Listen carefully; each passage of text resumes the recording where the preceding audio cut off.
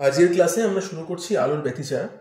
তো ব্যতিচারের সংজ্ঞায় বলা হচ্ছে যে মাধ্যমের কোনো অঞ্চলে একই বিস্তার এবং কম্পাঙ্কযুক্ত দুটো আলোক তরঙ্গের উপরিপাত হলে লব্ধি আলোক তরঙ্গের তীব্রতা ওই অঞ্চলের কোনো কোনো বিন্দুতে বৃদ্ধি পাবে এবং কোনো কোনো বিন্দুতে হ্রাস পাবে। তাহলে এই ঘটনাটাকে আমরা ব্যতিচার বলছি।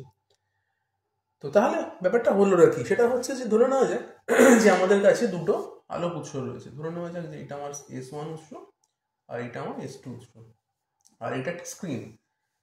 তো দুটো আলো এইভাবে এখানে ভাবে এলো, এরকম ভাবে এখান থেকে S1 থেকে একটা আলো ধরো স্ক্রিনের মধ্যে এসে পড়লো, আর S2 থেকে আর একটা আলো এসে স্ক্রিনের মধ্যে এসে পড়লো। তো এইভাবে আলো আসছে।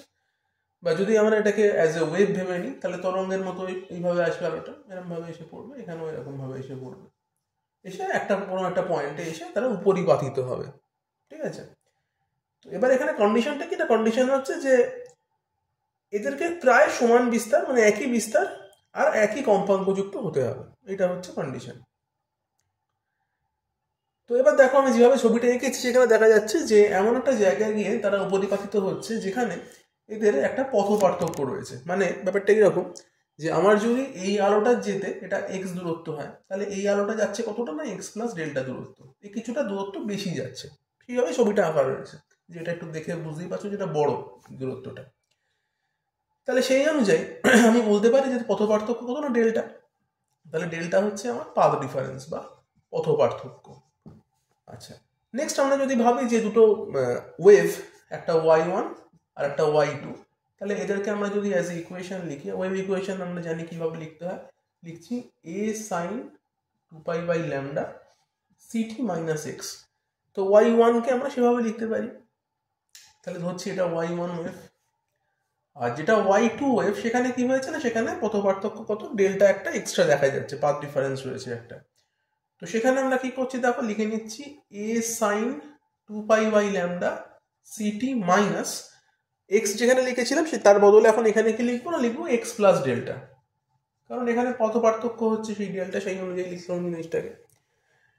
আচ্ছা, আমরা এখানে ধরে নিচ্ছিলাম যে বিস্তারটা সমান, তাই জন্য দুটোর ক্ষেত্রে কিন্তু বিস্তারকে a ধরেছি, আর ধরে নিয়েছিলাম যে কম্পাঙ্ক সমান, তাই জন্য দুটোরই তরঙ্গ দৈর্ঘ্য আমরা ল্যাম্ডা ধরে নিয়েছি। তাহলে কম্পাঙ্ক যদি একই রকম হয়, তরঙ্গ দৈর্ঘ্য তাহলে একই রকম থাকে, সেই অনুযায়ী আমরা ল্যাম্ডা ধরে নিয়েছি এখানে। এবার কি করছি না, আমরা কোনো একটা বিন্দু পি ধরে রয়েছে, সেই পি বিন্দুতে এদেরকে আমরা মধ্যে উপরিপাতিত ব্যাপারটাকে দেখাবো। তো সেই জন্য আমরা করবো কি, y ইকুয়াল লিখবো y1 প্লাস y2। তাহলে রেজাল্টেন্ট ওয়েভটা হচ্ছে কি y। এই দুটোকে যোগ করে দাও, নিজেরা ক্যালকুলেশন করো, দুটোকে যোগ করো, করলে এক্সাক্ট আনসার কি আসে সেটা আমি লিখে দিচ্ছি। আসবে হচ্ছে 2a sin 2 pi by lambda ct minus x plus delta by 2, আর তার সঙ্গে রয়েছে গুণ হিসাবে cos pi delta by lambda. এই জিনিসটা আসবে। এটাকে যোগ করলে পারবে করতে, এই জিনিস বইয়েও করে দেওয়া রয়েছে, বা আগেও 11-এ তোমরা যখন স্থান তরঙ্গ পড়েছো সেখানেও এরকম যোগ করা রয়েছে, আমি করে দেখালাম না সেই জন্য। তো এই হচ্ছে বিষয়টা। তো এখানে দেখা যাচ্ছে যে আলটিমেট যে পার্টটা, এই যে 2a পার্ট যেটা রয়েছে, 2a পার্টটা আর cos pi delta by lambda যে পার্টটা রয়েছে সেটা হচ্ছে অ্যামপ্লিচিউড পার্ট। যেরকম আমরা একটা ওয়েভের এটাকে বলছি অ্যামপ্লিচিউড পার্ট, আর সাইনের সঙ্গে যেটা থাকে তাকে আমরা বলি ফেজ পার্ট। তাহলে এই অ্যামপ্লিচিউডটাকে ঠিক করে দেয় যে ওয়েভটা কতটা বড় হবে, একটা ওয়েভ সে কতটা বড় সেটা ঠিক করে দেয় কে না, অ্যামপ্লিচিউড পার্টটা। তাহলে সেটা এ ঠিক করে দেবে। আর সিটি মাইনাস এক্স বা 2 পাই বাই ল্যামডা যেটা রয়েছে সেটা আমরা বলছি ফেজ পার্ট, সেটা কি ঠিক করে দেয় না, ওয়েভটা কখন কিভাবে মুভ করছে, কোথায় কিভাবে আছে, তার দশাটাকে ব্যাখ্যা করানো হচ্ছে। তো যাই হোক, তার মানে কি দেখা যাচ্ছে যে ওয়াই এর যে অ্যামপ্লিচিউড পার্ট, মানে এর যে অ্যামপ্লিচিউড পার্ট সেটা কত না, 2a cos pi delta by lambda. এই পার্টটাকে আমরা বলছি, এই পুরো রেজাল্টের যে ওয়েভটা পেলাম তার অ্যামপ্লিচিউড পার্ট। এবার এই যে অ্যামপ্লিচিউড পার্ট সেটা আমায় কি বলবে, সেখানে দেখা যাচ্ছে কি না, আমরা যে ওয়েভগুলো নিয়ে শুরু করেছিলাম যাদের উপরিপাতনের ফলে ব্যতিচার ব্যাপারটা পাওয়া যাচ্ছে, তাদের অ্যামপ্লিচিউড পার্টটা কনস্ট্যান্ট ছিল, মান ছিল কত? a। এখানে কি হয়েছে, এখানে হচ্ছে 2a cos pi delta by lambda. এবার আমরা সবাই জানি যে cos এমন একটা জিনিস যেটা ডিপেন্ড করে তার অ্যাঙ্গেলের উপরে। cos যখন 0 হয় তখন কত হয়? 1। cos যখন 90 হয় তখন হয়ে যায় 0। তার মানে এই যে এ পার্টটা কিন্তু cos এর মতো বিহেভ করবে, মানে cos একটা যে অ্যাজ এ ফাংশন যেরকম বিহেভ করে, আমরা cos এর ওয়েভ জানি, cos সাইন cos আমরা তো দেখেছি গ্রাফ কেমন হয়। তো তো সেখানে দেখেছি যে কস ব্যাপারটা কি না প্লাস মাইনাস ওয়ানের একটা রেঞ্জের মধ্যে সে ঘোরাফেরা করে, এরকম একটা ওয়েভ টাইপের হয়। এটা প্লাস মাইনাস ওয়ান রেঞ্জ, এটা প্লাস ওয়ান রেঞ্জ, এটা মাইনাস ওয়ান রেঞ্জ, তার মধ্যে ঘোরাফেরা করে, কখনো কখনো জিরো হয়, জিরো মানও পাবো।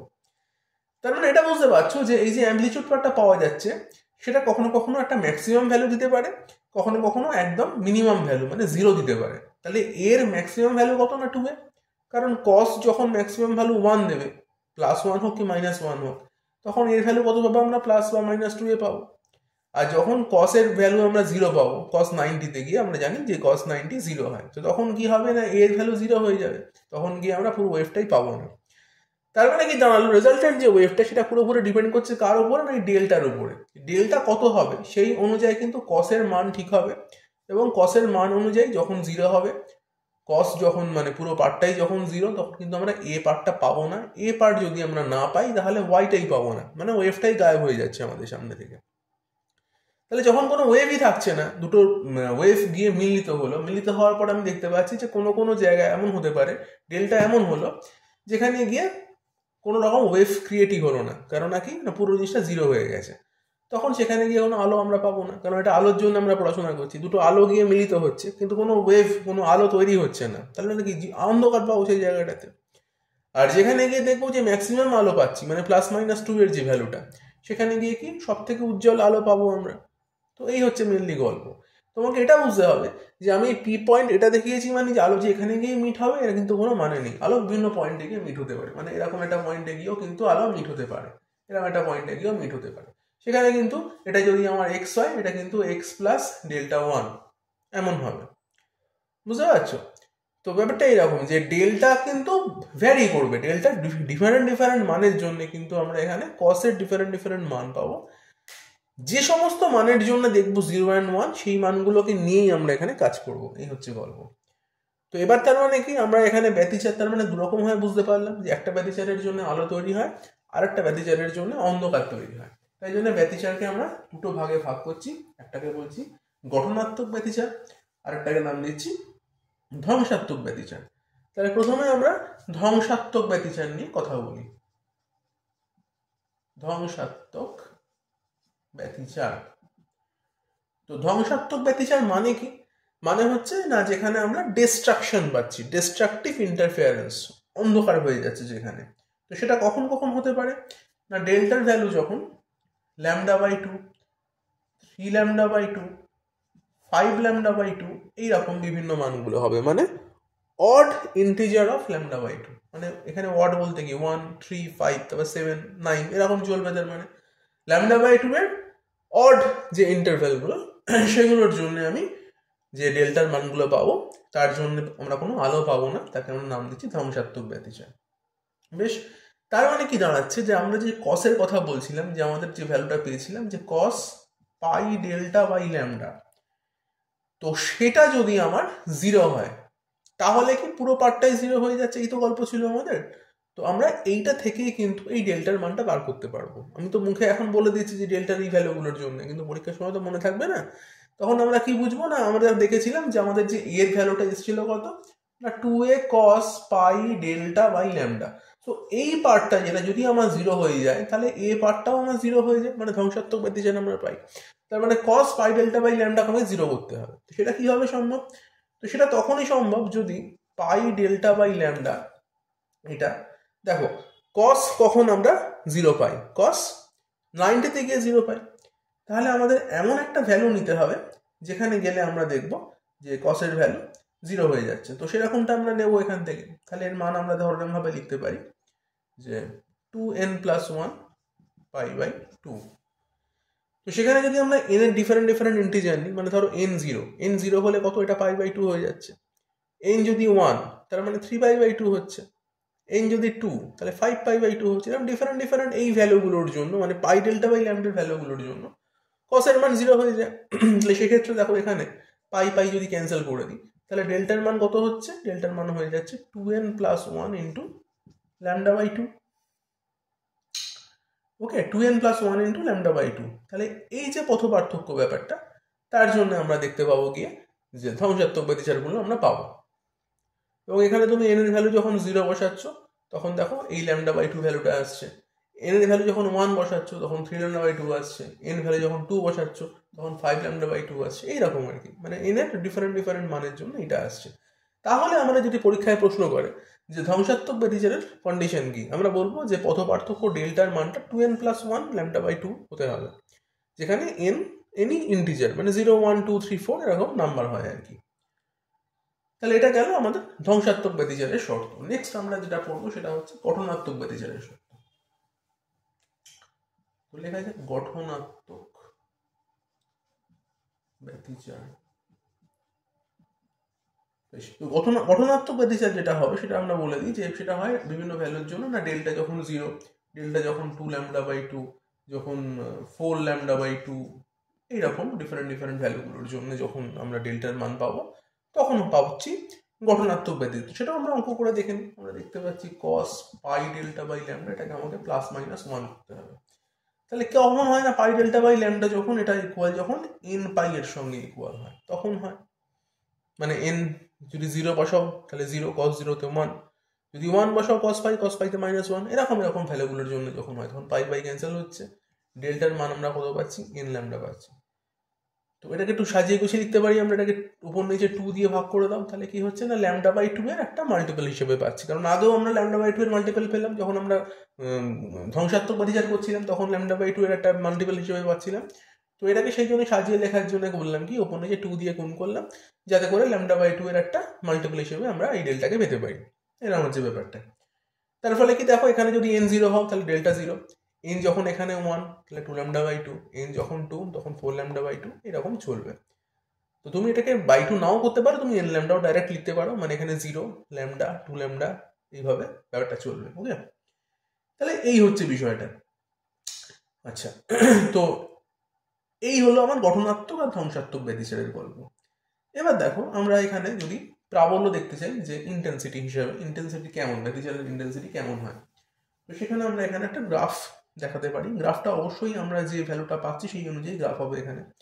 তো দেখো ইন্টেন্সিটি মানে আমরা জানি যেটা ইন্টেন্সিটি মিনস হচ্ছে প্রপোর্শনাল টু অ্যামপ্লিটিউড স্কোয়ার, বিস্তারের সঙ্গে স্কোয়ার হয়। তো বিস্তার আমরা কত জানি হয়, বিস্তার হয় 2a cos pi delta by lambda, তাহলে এই পুরোটা হোল স্কোয়ার হবে, সেটাই হচ্ছে প্রপোর্শনাল টু ইন্টেন্সিটি। তাহলে এটা ইকুয়াল আমরা লিখতে পারি 4a square cos square pi delta by lambda. তার মানে কি দাঁড়াচ্ছে না আমাদের যে ইন্টেন্সিটি আইটা আসছে সেটা হচ্ছে ইকুয়াল টু লিখতে পারছি আমরা I0 cos স্কোয়ার একটা অ্যাঙ্গেল, পাই ডেল্টা বাই ল্যামডাকে আমি ফাই লিখেছি, এটা অ্যাঙ্গেল। তাহলে সেই অনুযায়ী যদি আমরা একটা গ্রাফ ড্র করি এখানে, ধরো একটা গ্রাফ এখানে আমরা যদি নিই, গ্রাফটা অবশ্যই হবে কার সঙ্গে কার, না প্রাবল্য মানে ইন্টেন্সিটি, তার সঙ্গে হচ্ছে দশা পার্থক্য। তাহলে এর সঙ্গে দশা পার্থক্য তার গ্রাফ যদি আমরা এখানে আঁকি, তাহলে গ্রাফটা দেখতে এরকম টাইপের হবে, এরকম টাইপের গ্রাফ হবে। একটু মোটা হয়ে গেছে এই জায়গাটা।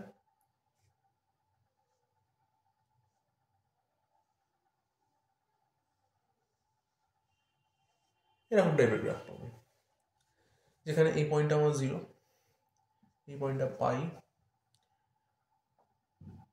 পয়েন্টটা 2 পাই, একই রকমভাবে সিমিলারলি এদিকেও আমার পাই, এই পয়েন্টটা আমার 2 পাই। ম্যাক্সিমাম ভ্যালুটা কত পাচ্ছি তাও 4a স্কোয়ার, কেননা 4a স্কোয়ার ম্যাক্স ভ্যালু। আমরা যখন cos 0 পাবো, cos 0 তে 1, তাহলে i এর value 4a square max value দেবে তখন, আর বাকি সময় 0 পাচ্ছি। তাহলে এইরকম আমরা একটা ব্যতিচারের গ্রাফ পাচ্ছি। তো ব্যতিচারের গ্রাফ মানে বুঝতেই পারছো যে যেখানে যেখানে পিক ভ্যালুগুলো পাচ্ছি সেখানে সেখানে আমাদের ম্যাক্সিমাম ইন্টেন্সিটির লাইট দিচ্ছে, মানে উজ্জ্বল আলো দেখতে পাচ্ছি। যেখানে যেখানে 0 হয়ে গেছে ইন্টেন্সিটি 0, দেখো এই জায়গাগুলোতে, যেমন পাইতে 0, এখানেও পাইতে 0, এই জায়গাগুলো তার মানে কিন্তু আমরা অন্ধকার পটি পাবো। তাহলে এখানে উজ্জ্বল পটি, নেক্সট অন্ধকার, তারপরে আবার উজ্জ্বল, তারপরে অন্ধকার। ব্যতিচার মানেই তাই উজ্জ্বল অন্ধকার এরকমভাবে পটিগুলো চলতে আরম্ভ করবে। এরকম একটা ফ্রিঞ্জ প্যাটার্ন দেখতে পাবো। তো যাই হোক, নেক্সট যেটা পড়ানো সেটা হচ্ছে যে স্থায়ী ব্যতিচারের শর্তাবলী।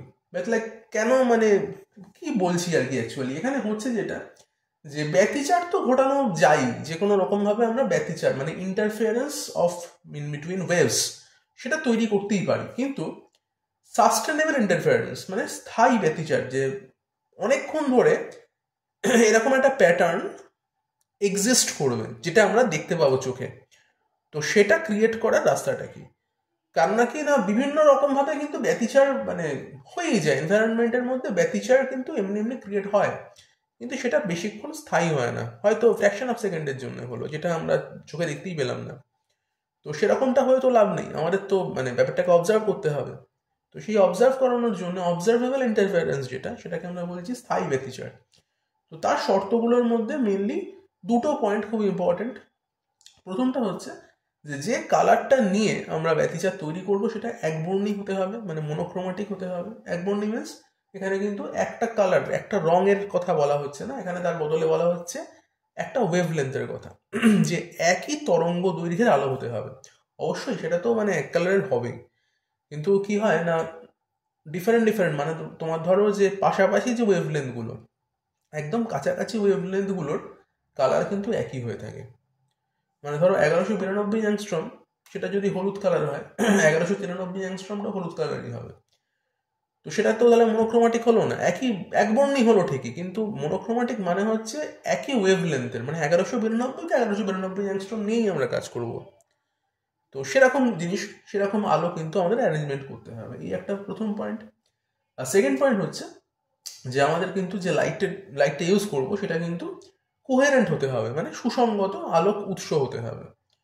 এই দুটো পয়েন্ট ভীষণ ইম্পর্টেন্ট আমাদের স্থায়ী ব্যতিচারের জন্য।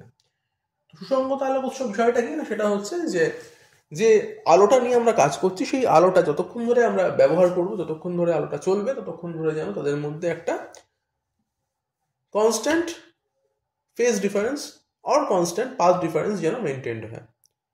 বুঝে গেল? মানে সবসময় যেন একটা পাথ ডিফারেন্স, মানে যেটা আমাদের এই ডেলটার কথা বলছিলাম, এই ডেলটা যেন কনস্ট্যান্ট থাকে যতক্ষণ ধরে চলবে। তো এটা বেশিরভাগ ক্ষেত্রে কিন্তু অন্য যে কোনো লাইটের ক্ষেত্রে ঘটে না। তো সেই কারণে আমাদের এখানে সুসংগত আলোক উৎস নিতে হবে, এই একটা। আর একটা যেটা 3 নম্বর পয়েন্ট বলতে পারে, সেটা হচ্ছে যে সেম অ্যাম্পলিটিউড, দুটো যে ওয়েভ আমরা নিচ্ছি সেখানে তাদের মধ্যে সমান বিস্তার হতে হবে। তো এই 3টে পয়েন্ট মোটামুটি বলবে, তার মধ্যে প্রথম দুটো ইম্পর্টেন্ট, একটা হচ্ছে মনোক্রোমাটিক, একটা হচ্ছে কোহেরেন্ট। এই দুটো পয়েন্ট যেন অবশ্যই বলা হয়। আচ্ছা, তো এবার ব্যাপারটা হচ্ছে যে কি করে আমরা কোহেরেন্ট লাইট সোর্স ক্রিয়েট করতে পারি। তো দেখো, আমরা এমন দুটো লাইট ক্রিয়েট করতে চাইছি অ্যাজ S1 অ্যান্ড S2, যাদের মধ্যে কিন্তু একটা কনস্ট্যান্ট ফেজ ডিফারেন্স ক্রিয়েট হয়। তার কারণ হচ্ছে কি না, দেখো আমরা যদি ভাবি যে এই দুটো লাইট থেকে এই স্ক্রিনটা সেম ডিস্টেন্সে আছে, তো এখান থেকে লাইটটা ধরো এখানে গেল, এখান থেকে লাইটটা এখানে গেল, দ্যাট মিনস কি না এই যে জায়গাটা, এটা কিন্তু S1 থেকেও যে ডিস্টেন্সে রয়েছে, S2 থেকেও সেই একই ডিস্টেন্সে রয়েছে। এই পয়েন্টটা এদের দুজনের থেকে সেম ডিস্টেন্স রয়েছে, আমি এটা বলতে চাইছি। তো তাই যদি হয়, তাহলে এখান থেকে লাইট এখানে আসতে যে সময় লাগবে, এখান থেকে এখানে আসতেও লাইটের একই সময় লাগবে, এবং তার ফলে এদের মধ্যে কোনো দশা পার্থক্য বা পথ পার্থক্য থাকবে না। তো আমরা একটু আগেই দেখলাম যে আমাদের যে গঠনাত্মক ব্যতিচার হচ্ছিল, সেখানে প্রথম যে শর্ত ছিল যে যদি পথ পার্থক্য না থাকে, যদি ডেল্টা 0 হয়, তাহলে সেখানে কিন্তু একটা গঠনাত্মক ব্যতিচার তৈরি হবে, মানে আমি একটা লাইট পাবো এবং ম্যাক্সিমাম ইন্টেন্সিটির লাইট পাবো।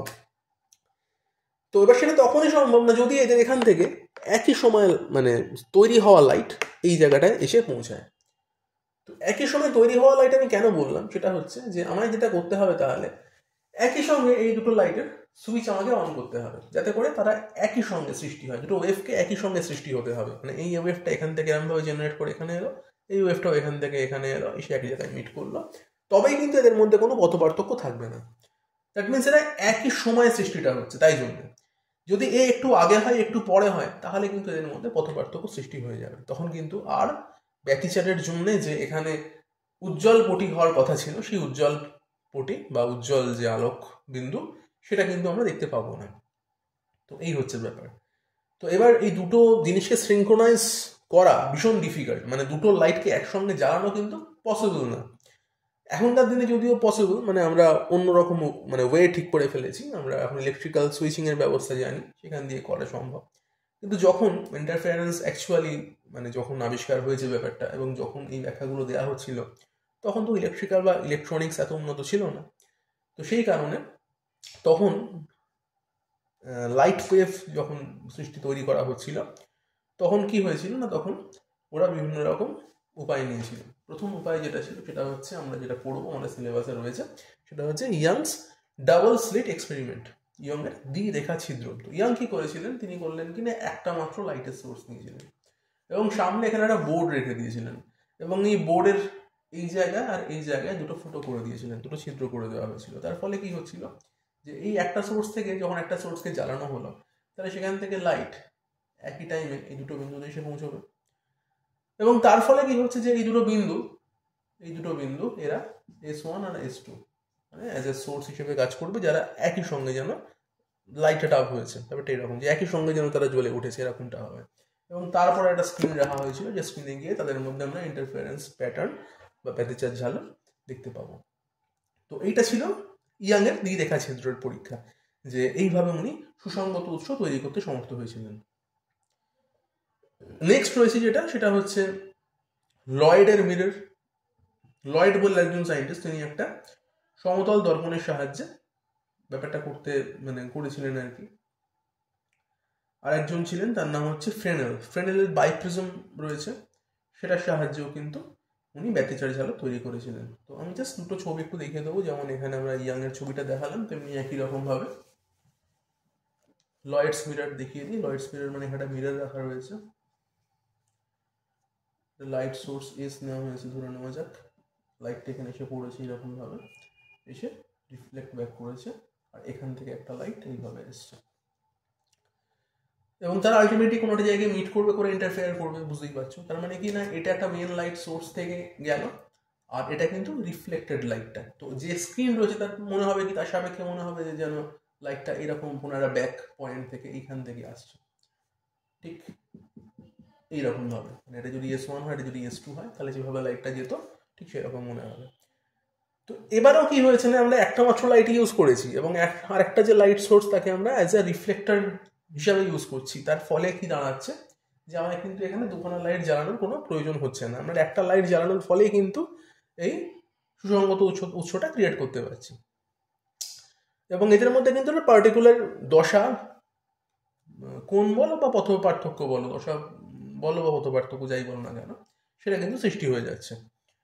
তো সেটা মোস্ট ইম্পর্টেন্ট আমাদের কাছে, যে আমরা দুটো লাইটের মধ্যে কিন্তু সিনক্রোনাস সেই ব্যাপারটা যেন বজায় থাকে, সেটা রাখতে পারছি কিনা।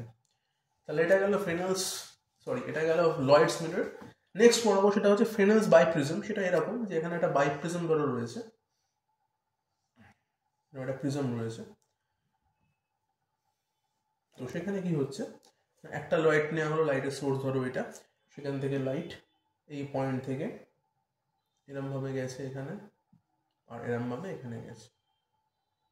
তার ফলে কি এখান থেকে যেরকম প্রিজম থেকে লাইট রিফ্লেক্ট হয়, আমরা জানি রিফ্র্যাক্ট হয়, অ্যাকচুয়ালি রিফ্লেক্ট হওয়ার পরে লাইট গেছে এবং আমাদের যেন মনে হচ্ছে লাইটটা পিছন দিক থেকে কোনো একটা ব্যাক সোর্স থেকে যেন এখান থেকে আসছে, অপসৃত হচ্ছে বলে আমাদের মনে হবে।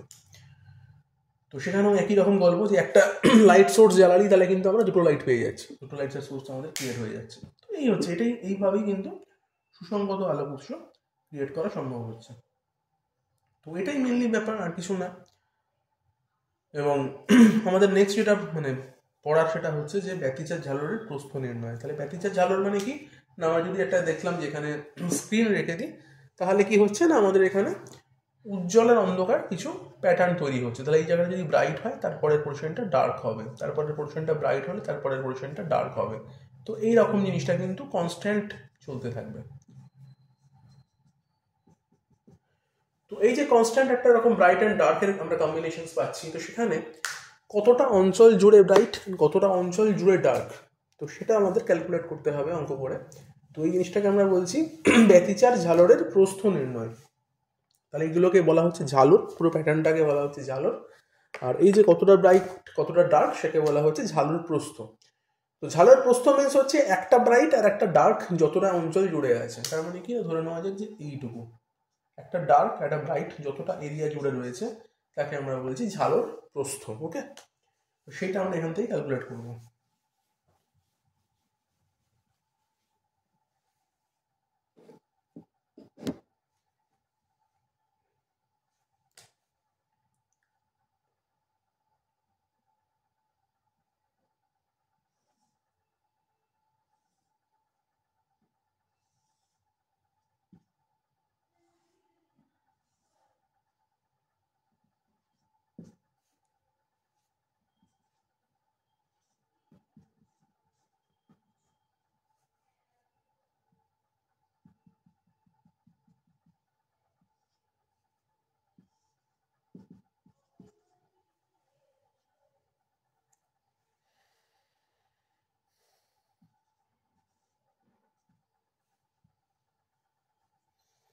তাহলে এটা একটা স্ক্রিন রয়েছে আমাদের সামনে। এখানে দুটো লাইট সোর্স নেওয়া হচ্ছে S1 S2, তাদের মধ্যে ডিফারেন্স রয়েছে 2D। আর এই লাইট সোর্সগুলোর থেকে যে স্ক্রিনের দূরত্বটাকে আমরা নিয়েছি ক্যাপিটাল ডি। দেখিয়েছি দুটো লাইট, তারা এখানে গিয়ে কোনো একটা পি বিন্দুতে মিট করেছে, সেটা কোথায় আমরা জানি না। আর একটা দেখাচ্ছে দুটো লাইট গিয়ে সিতে মিট করেছে, সিটা কোথায় আছে না ও এর একদম প্যারালাল। ও বলতে S1 S2 একদম মিডিলটাকে আমরা ও বলছি, ও এর একদম ব্যাক মানে উল্টো দিকে যেখানে স্ক্রিন সেটাকে আমরা সি বলছি। তার মানে ধরে নিচ্ছি যে সি এমন একটা জায়গা যেখানে S1C হচ্ছে ইকুয়াল টু S2C, মানে সি বিন্দুতে কিন্তু এই দুটো লাইটের মধ্যে কোনো পথপার্থক্য কিছু নেই, যার ফলে ওখানে ডেফিনেটলি আমাদের একটা ব্রাইট ফ্রিঞ্জ তৈরি হবে, আলো পাবো ওই জায়গাটাতে। ওকে, তো এবার আমরা অঙ্কটা করছি। অঙ্কটা করে আমরা বার করবো যে যে ঝালরগুলো পাবো সেগুলোর প্রস্থ বাইরে কত হচ্ছে। তো আমরা নাম দিয়ে দিই, বরঞ্চ আমরা এটাকে এ নাম দিচ্ছি, এই লাইট সোর্সটাকে এ নাম দিচ্ছি, এই লাইট সোর্সটাকে আমরা বি নাম দিচ্ছি, S1 S2 দিচ্ছি না, এই বি নাম দিচ্ছি। আচ্ছা, নেক্সট তাহলে আমরা এখান থেকে ক্যালকুলেশনটা শুরু করছি। দেখো এখান থেকে আমরা লিখতে পারি বিপি স্কোয়ার ইকুয়াল হচ্ছে D square plus x plus D এর হোল স্কোয়ার। কি হলো দেখো এখান থেকে বিপি স্কোয়ার মানে হচ্ছে কি D square equal x plus D. So x plus D কি করে হচ্ছে না, এই যে জায়গাটা সি থেকে এই জায়গাটার দূরত্ব কত, স্মল ডি। এই পুরোটা যদি 2D হয় তাহলে হাফটা ডি, তাহলে এইটুকু ডি, প্যারালাল রয়েছে। দেখো ও অ্যান্ড সি প্যারালাল বলেছি আমি, প্যারালাল পয়েন্টস। সো ও থেকে বি এর ডিস্টেন্স যা, সি থেকে এইটার ডিস্টেন্সও তাই। তাই জন্য এখানে আমরা পিথাগোরাসের হেল্প নিচ্ছি। এটা একটা অতিভুজ, বিপি একটা অতিভুজের স্কোয়ার ইকুয়াল ভূমি স্কোয়ার প্লাস লম্ব স্কোয়ার। তো সেইভাবে কিন্তু এই ফর্মুলাটা লিখেছি। একই রকমভাবে কিন্তু তুমি এপির জন্য লিখতে পারো। তো আমি লিখছি এপির জন্য AP square means D square plus X minus D এর হোল স্কোয়ার, আশা করি বুঝতে পারছো। তাহলে এখান থেকে যদি আমরা এবারে BP square minus AP square করি, তাহলে আমরা যেটা আসবে সেটা হচ্ছে এই ক্যালকুলেশনটা করে দেখবে এখান থেকে আসছে 4xd। জাস্ট আমি ফার্স্ট ইকুয়েশন থেকে মানে সেকেন্ড ইকুয়েশনটাকে মাইনাস করে দিয়েছি, তাহলে 4xd আসবে। নেক্সট আমরা যেটা করব বিপি মাইনাস এপি করলে আসবে 4xd by BP plus AP. কেননা A square minus B square মানে কি A plus B into A minus B, সেখানে এ মাইনাস বি উপরে থাকলে নিচে এ প্লাস বি নিচে চলে আসে, তাহলে 4xd by BP plus AP হচ্ছে। এবার ধরে নিচ্ছি যে আমরা সেটা হচ্ছে যে এই ডিটা ভেরি ভেরি গ্রেটার দেন এই 2D। তাই যদি হয় ডি যদি very very greater than 2D হয়ে থাকে, তাহলে যেটা হয় সেখানে আমরা ভাবতে পারবো যে বিপি সেটা ইনইকুয়াল টু এপি, মানে একদম যেন একই ইকুয়ালি, এবং সেটা ইকুয়াল টু ডি। তাহলে তাই যদি হয় যে এখান থেকে এই যে ডিস্টেন্সটা যদি ডি এর সঙ্গে ইকুয়েট করি আমরা, তাহলে বিপি মাইনাস এপি সেটা হয়ে যাচ্ছে 4xd বাই 2d। কারণ বিপি প্লাস এডি মানে কি দুটো ডিকে জোট করছি, তাহলে 2d হয়ে যাচ্ছে। এবার দেখো এখানে বিপি মাইনাস এপিটা অ্যাকচুয়ালি কি জিনিস ছিল, কেন করলাম এটা, তো বিপি আর এপি এটা ডিফারেন্স করলে আমরা কিন্তু এই দুটো বিন্দু থেকে পি এর রেসপেক্টে পথ পার্থক্যটা পাই। তো সেটা কত ডেল্টা লিখে নিচ্ছি, কত পার্থক্য ডেল্টা মিনস তাহলে 4xd বাই 2d। তাহলে এটাই অ্যাকচুয়ালি আমাদের বার করার দরকার ছিল। তার কারণ আমরা এটা যদি বার করতে পারি তাহলে কিন্তু আমরা গঠনাত্মক এবং ধ্বংসাত্মক যে ব্যতিচারের আমাদের যে কন্ডিশনসগুলো রয়েছে সেগুলো ইউজ করতে পারবো।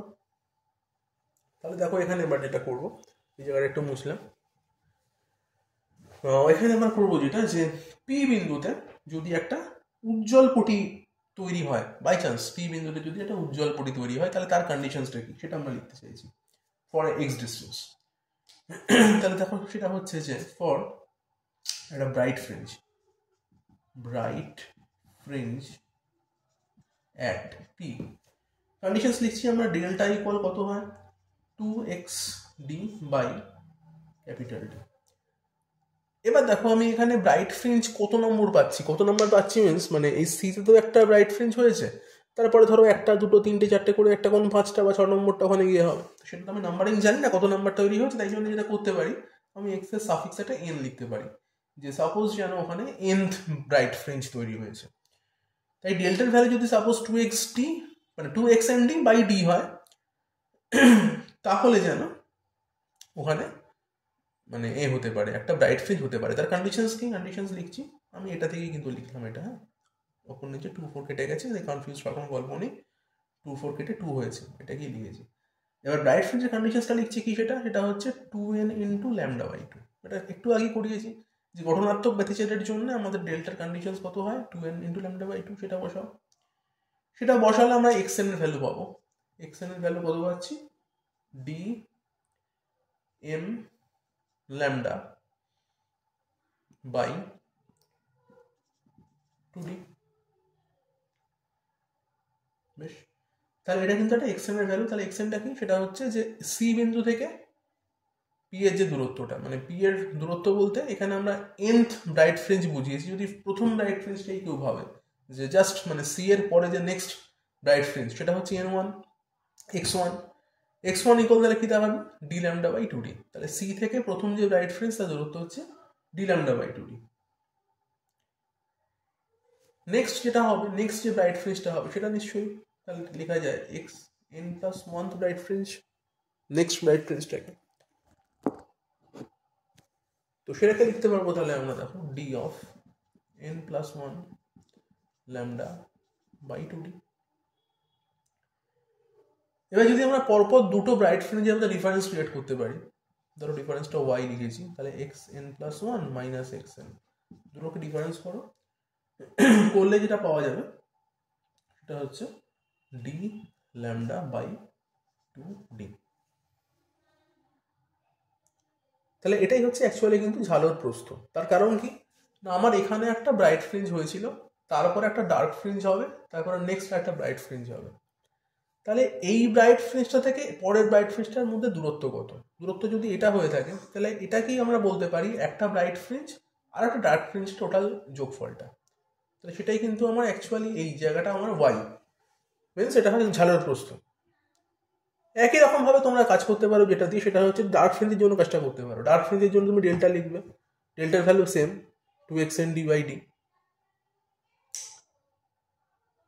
এবার সেখানে কি হচ্ছে না, এখানে কন্ডিশনস লিখতে পারো।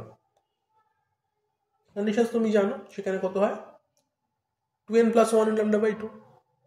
তাহলে সেই অনুযায়ী তুমি xn এর ভ্যালু লেখো। তো এইরকমভাবে কিন্তু ডার্ক দিয়েও কাজটা করা যায়। এবার পরীক্ষায় তো এত করে দেখানোর কোনো দরকার নেই, সেখানে একটা ব্রাইট ফ্রিঞ্জ দিয়েই কাজটা করবে, করে ঝালের প্রস্থ ওয়াই বার করে ফেলবে।